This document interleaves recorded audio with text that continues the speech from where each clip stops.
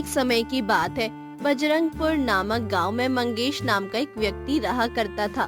वो बहुत ही गरीबी में किसी तरह अपना गुजारा कर रहा था। उसका इस दुनिया में कोई नहीं था। उसके माता पिता 15 साल की उम्र में ही उसको छोड़कर जा चुके थे। उसी समय से मंगेश गांव के होटल में जाकर बर्तन धोया करता था, जिससे उसका जिंदगी का गुजारा हो पाता था। इतना ही नहीं, वो अपने छोटे से खेत में थोड़ी बहुत सब्जियां उगाता और शाम को उसे ले जाकर बाजार में बेच देता था, जिससे उसको थोड़े बहुत पैसे मिल जाते थे। एक दिन मंगेश अपने होटल के मालिक से पगार बढ़ाने के लिए बोलता है। मालिक, मैं बोल रहा था मेरी पगार थोड़ा बढ़ा दीजिए। इतने पैसे से मेरा गुजारा अब नहीं हो पा रहा। क्या रे, बहुत जबान चलने लगी है तेरी। तुझे बर्तन धोने के 50 ही मिलेंगे। अब 4 बर्तन धुलने के लिए तुझे 1000 रुपए थोड़ी ना दूंगा। मालिक, मैं नहीं बोल रहा हूँ कि आप 1000 बढ़ाओ। मैं तो बस 20 बढ़ाने की बात कर रहा हूँ। मैं समझ गया हूँ कि तेरा काम करके पेट भर गया है। अब तुझे काम नहीं करना है। जा, निकल जा यहाँ से और जाकर रोड पर भीख मांग। गरीब कहीं का, मैं तुझे अभी काम से निकाल रहा हूँ।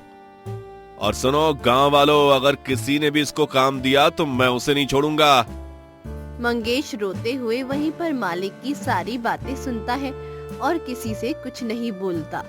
कुछ दिनों के बाद मंगेश अपने ही गांव के एक बनिए के पास जाता है और बोलता है।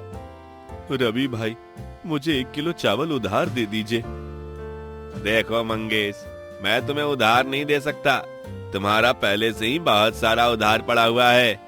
अब मैं तुम्हें उधार नहीं दे सकता, क्योंकि मेरे भी बाल बच्चे हैं। उनका भी मुझे भरण पोषण करना रहता है। मुझे क्षमा कर देना, मैं तुम्हें उधार नहीं दे सकता। नहीं रवि भाई, मैं तुम्हारा पाई पाई चुका दूंगा। बस मुझे आज और 1 किलो चावल दे दो। कल मैं उधार मांगने नहीं आऊंगा। रवि मंगेश को 1 किलो चावल दे देता है और वो उसे लेकर अपने घर चला जाता है।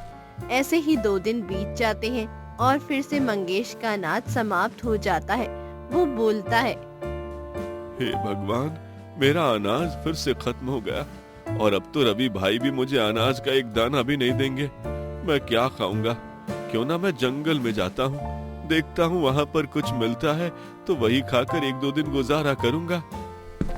इतना सोचकर वो जंगल की तरफ निकल जाता है। वो पूरा दिन जंगल में ढूंढता है, लेकिन उसे फल फूल का एक भी दाना नहीं मिलता। वो थक हार कर एक पेड़ के नीचे बैठ जाता है और बोलता है। हे भगवान, ये कैसी परीक्षा ले रहे हो मेरी। ना ही मुझे कोई काम दे रहा, ना ही कोई मुझे उधार दे रहा और ना ही मुझे कोई फल फूल का एक दाना मिल रहा। तभी वो देखता है कि एक साधु जो अपने हाथ में एक जादुई गोला लिया रहता है और बोलता है। हे भोले, मुझे फल चाहिए। तभी जादू से उसके सामने कुछ फल आ जाते हैं और वो फिर से बोलता है। अरे ये तो थोड़े से ही फल हैं। इतने में तो मेरा पेट नहीं भरेगा। गोले, मुझे ढेर सारा फल दे दो। तभी जादू से उसके पास बहुत सारे फल आ जाते हैं। मंगेश ये सब देखकर हैरान था। उसे अपनी आंखों पर विश्वास नहीं हो रहा था। वो बोलता है। मुझे लगता है कि ये कोई शैतान है। यहाँ से भाग ले मंगेश बेटा, नहीं तो तेरी खैर नहीं। साधु ने तुझे देख लिया तो वो तुझ पर भी जादू कर देगा। भाग ले बेटा, भाग ले, यही समय है। जैसे ही मंगेश भगाने के लिए उठता है, साधु उसको देख लेता है और बोलता है। रुको, वहाँ से हिलना मत। नहीं नहीं, मुझे माफ कर दो, मैंने कुछ नहीं देखा। मैं यहाँ से जा रहा हूँ, मैं किसी से कुछ नहीं बोलूंगा। अरे मित्र, मुझसे डरो मत। मैं तो बस अपने भोजन के लिए कुछ फल मंगा रहा था। पर तुम इस घने वीरान जंगल में क्या कर रहे हो?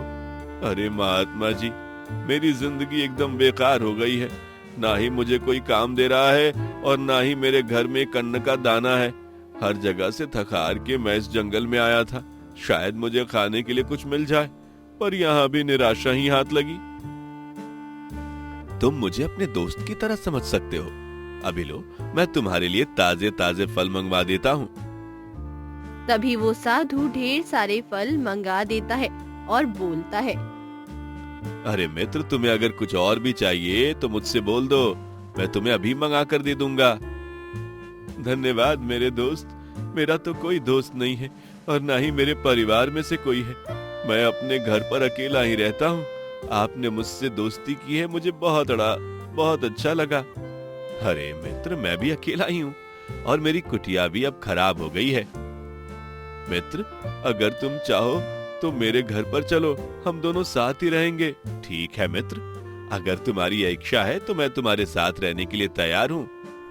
मंगेश साधु को लेकर अपने घर जाता है और बोलता है, मुझे माफ कर दो महाराज, मेरे पास आपको खिलाने के लिए कुछ भी नहीं है। अरे मित्र, तुम चिंता क्यों करते हो, मैं अभी सब कुछ ठीक कर देता हूँ। साधु तुरंत अपने गोले से ढेर सारे स्वादिष्ट पकवान और मिठाई मंगा देता है।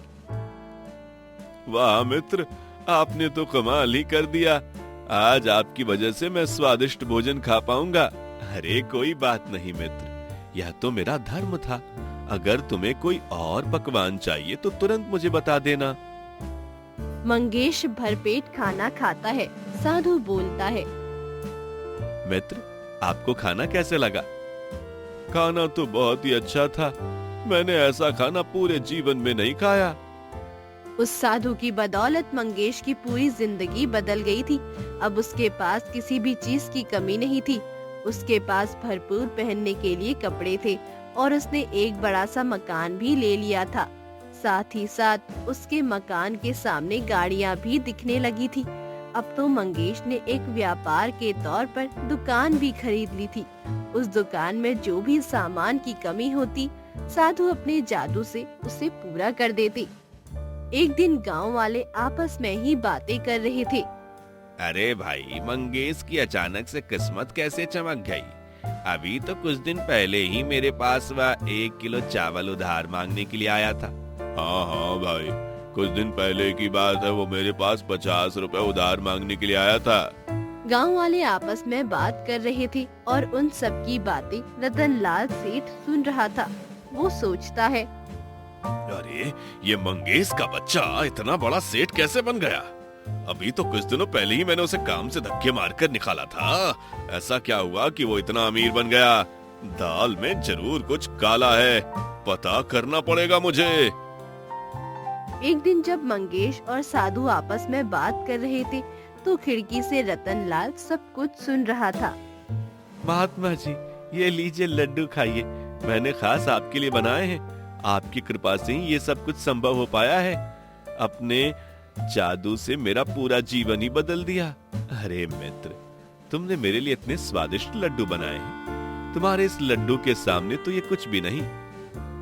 उन दोनों की बातों को रतनलाल साफ साफ सुन लेता है और बोलता है, अच्छा तो ये बात है। तो इस साधु के जादू के कारण मंगेश दिन ब दिन अमीर होता जा रहा है। अब मुझे पूरा राज पता चल गया। इस चिरकुट मंगेश को मैं बताता हूँ।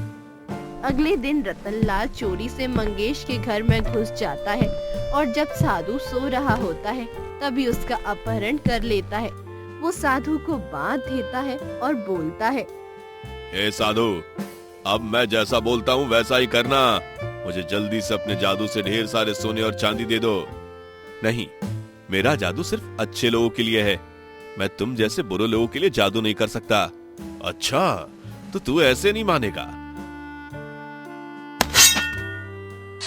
तभी साधु भगवान के रूप में प्रकट हो जाता है और बोलता है, अरे मूर्ख, तुझे पता भी है कि तूने किसको मारने के लिए यत्न किया है? रतनलाल तुरंत ही हाथ जोड़कर माफी मांगने लगता है और बोलता है, प्रभु मुझे माफ कर दीजिए, मुझसे गलती हो गई। मुझे नहीं पता था कि आप साक्षात साधु के रूप में मंगेश के साथ हो। मुझ नादान को क्षमा कर दीजिए। अरे मूर्ख, तुमने गरीबों को बहुत सताया है, जिसकी सजा तुम्हें जरूर मिलेगी। जा, तेरे पास जितना भी धन दौलत है वो सब तुझसे छिन जाएगा और तू एक भिखारी का जीवन जिएगा। इतना बोलकर भगवान अंतर ध्यान हो जाते हैं और रतनलाल बहुत ही गरीब हो जाता है। तो मित्रों, आपने देखा कि हमने अपने कर्मों का फल अवश्य मिलता है। इसीलिए हमेशा अच्छे कर्म करने चाहिए और सच्चाई की राह पर चलना चाहिए।